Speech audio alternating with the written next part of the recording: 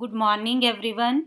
Let's start chapter 7 of history, that is the revolt of 1857. First of all, we will read why did such a revolt start in India?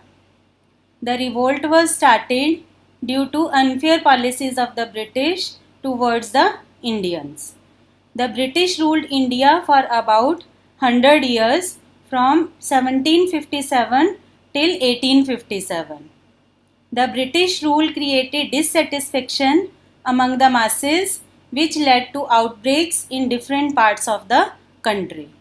In 1857, a major revolt occurred which shook the very foundation of the British rule.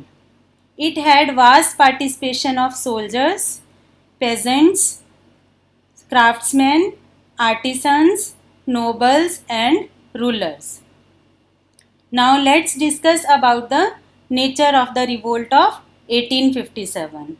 The revolt is known by different names. Some Indian historians call it the first war of independence because for the first time in the Indian history, different segments of Indian society stood up against a common enemy, that was the British. The revolt of 1857 is also termed as Sepoy Mutiny because the mutiny was started by the soldiers. Disraeli called it as a national revolt as the participants were united by one common feature, that is their hatred towards the Britishers and love for their motherland. Now let's talk about the causes that led to the revolt. There were many causes for the revolt like political, economic, military, social and religious and immediate causes. Let's discuss one by one. First of all, political causes of the revolt. There were two main expansion policies of the British, that were subsidiary alliance and doctrine of lapse, which you have already read in chapter 2 also. Lord Wellesley introduced subsidiary alliance. According to the alliance, the British provided forces to the Indian princes in return for the subsidy. If Indian rulers failed to pay subsidy, the part of their territory was annexed by the British as penalty. Means Britishers Indian rulers को army provide करवाते थे और army का सारा expense Indian rulers को ही देना पड़ता था. अगर वह पेमेंट नहीं दे पाते थे तो फाइन के रूप में उनके राज्य का कुछ पार्ट ले लिया जाता था. And another policy was the doctrine of lapse, which was introduced by Lord Dalhousie. According to the policy, if any Indian ruler dies without a male heir, the kingdom would automatically pass over to the British. Means जिस ruler के पास अपना बेटा नहीं होता था, उसकी death के बाद उसका राज्य ब्रिटिशर्स ले लेते थे और उसको चाइल्ड अडॉप्ट करने की भी परमिशन नहीं दी जाती थी. The states like Satara, Sambalpur, Jhansi, Nagpur and Jaipur were the affected territories, which created the distress among the Indian rulers. The educated Indians were dissatisfied for not getting government jobs.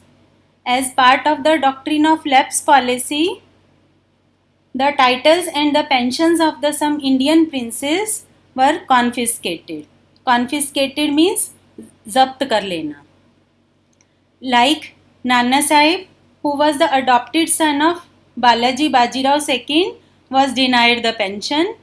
These were the political causes that led to the revolt. Now, let's read about the economic causes of the revolt. British exploited the economic resources of India to their advantage. They forced the farmers to cultivate cash crops, which created scarcity of raw materials and food grains. The Indian goods were subjected to heavy duty, means Indian goods पर ज़्यादा tax लगता था. The craftsmen and artisans were affected because of the arrival of machine-made cheap goods of British. Indian goods की demand ही नहीं रही थी और Indian handicrafts industry बंद हो गई. The exploitation policy of the British on one side and the oppression by the moneylender on the another hand made the life of the farmers miserable. Britishers farmers से ज़्यादा tax लेते थे और जब farmers के पास टैक्स चुकाने के लिए मनी नहीं होती थी तो वह मनी लेंडर से ज़्यादा इंटरेस्ट पर उधार ले लेते थे, तो जिससे उनकी हालत है जो वो धीरे धीरे ख़राब हो गई. And they lost their land and became jobless. Moreover, farmers earlier got patronage from kings and nobles. Patronage means financial support. That was also lost under the rule of the British. These all were economic causes. Next are social and religious causes of the revolt. The Christian missionaries tried to convert the people to Christianity, which induced fear among the people.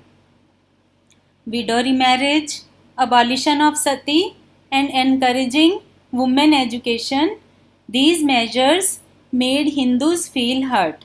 They felt that the British were purposely introducing such measures to challenge the sentiments of Hindus.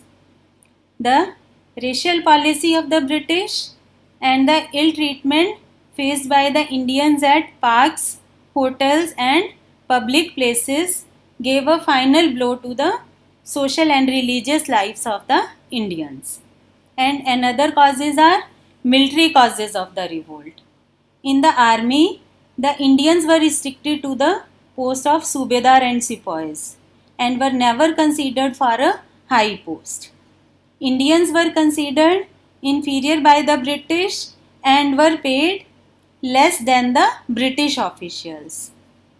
The soldiers were asked to serve overseas by the General Service Enlistment Act in 1856. But due to religious sentiments, the Hindus objected to go overseas. Now, the immediate cause of the revolt or the spark that led to the revolt. New Enfield rifle was introduced in the army in 1856. A rumor spread that the cartridges were made of cow and pig fat, which had to be bite off before loading it into the rifle. The sepoys refused to use them since it hurt the religious sentiments of Hindus and Muslims. On 29 March 1857, Mangal Pandey revolted and called the other sepoys to react at Barakpur. He was arrested and hanged on 8th April 1857.